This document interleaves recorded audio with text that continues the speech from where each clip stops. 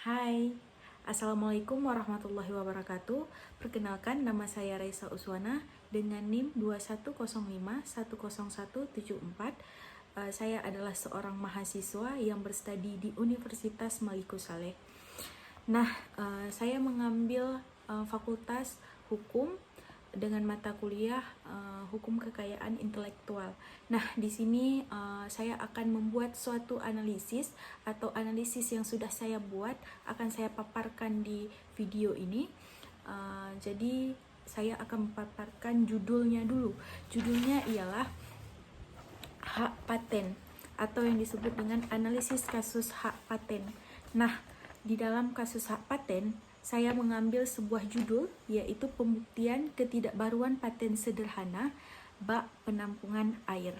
Nah, dari kasus tersebut sudah ada putusan dari Mahkamah Agung dengan nomor 295 K garis miring P Perdata titik SUS strip HKI garis miring 2013. Nah, di sini kita ada isi dari analisis tersebut. Salah satunya mungkin tidak akan baca semua, tapi akan menganalisis yang patut-patut saya analisiskan. Nah, di sini ada kasus posisinya yang menjelaskan tentang isi dari pembuktian yang dilakukan oleh beberapa pihak, satu atau dua pihak lebih, tentang pembatalan hak paten sederhana yang mungkin dari satu pembuktian ini akan disahkan.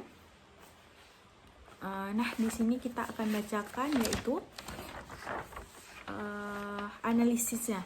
Nah, sebelum analisis, hak paten ini ada putusan paten atau kasasinya juga. Nah, saya masuk ke analisis, yaitu hal yang masih harus dikaji lebih mendalam adalah pertanyaan mengapa klaim paten tidak dijadikan patokan hak paten asasi invensi yang bersangkutan. Nah, di sini kita akan menganalisis apa itu kejadian-kejadian yang telah terjadi di hak paten ini. Seharusnya klaim dapat dijadikan dasar apakah barang yang keberadaannya dapat mengantisipasi kebaruan fungsi paten yang dapat diuji, apakah paten tersebut baru atau tidak barunya. Hal ini disebabkan fungsi klaim di sini adalah untuk memberikan batas lingkup hak paten dari pemegang paten.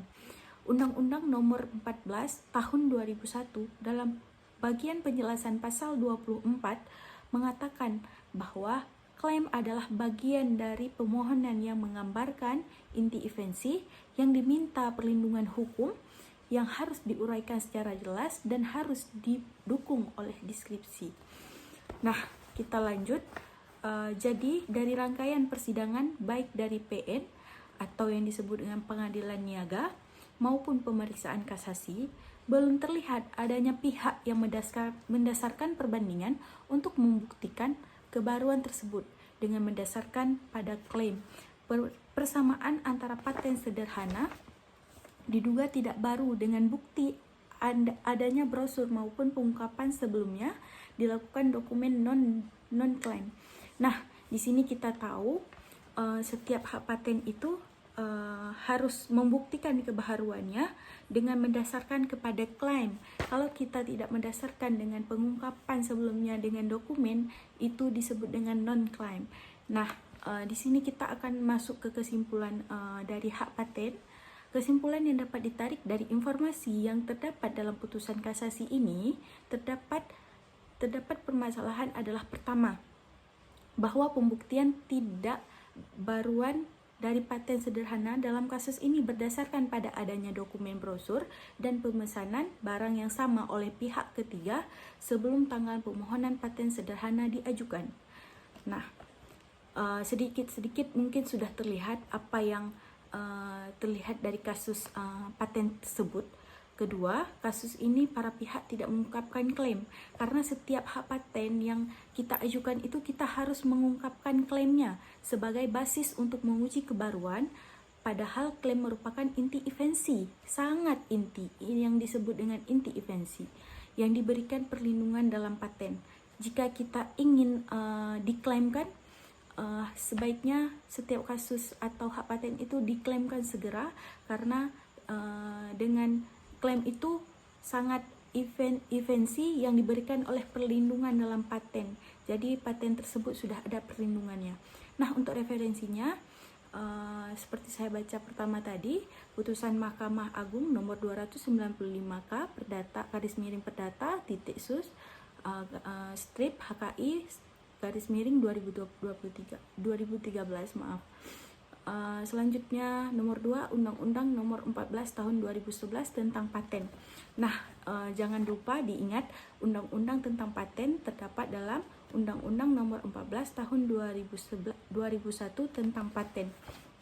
Nah, di sini kalian mungkin sudah bisa sedikit paham atau tahu apa itu paten. Mungkin banyak kesalahan atau kesilapan dari apa yang Raisa sampaikan. Dan saya tidak lupa pula untuk berterima kasih kepada Bu Yulia selaku dosen pembimbing mata kuliah Hukum Kekayaan Intelektual, dan saya sangat berterima kasih juga untuk rekan-rekan saya. Saya mohon maaf jika banyak kesalahan atau pengucapan kata atau banyak kalimat yang kurang jelas. Saya mohon maaf sangat, karena saya juga masih belajar dan sama-sama masih belajar. Mohon dimengerti atas kesilapan dan kesalahan saya. Sekian dari paparan analisis kasus hak paten yang saya jelaskan tadi. Wassalamualaikum warahmatullahi wabarakatuh.